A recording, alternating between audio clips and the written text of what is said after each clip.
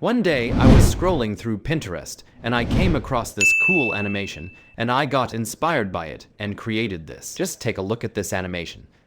So here you can learn how to make this cool text animation in Alight Motion app. So let's jump to the video, and if you face any problem, let me know through comment.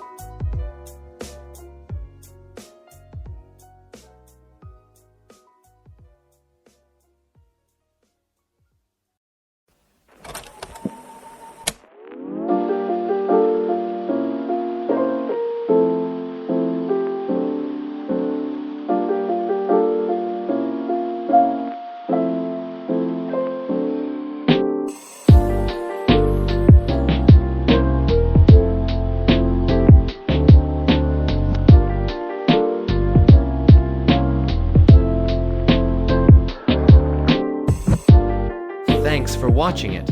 If this tutorial seems helpful to you, just hit the like button and subscribe for more tutorials.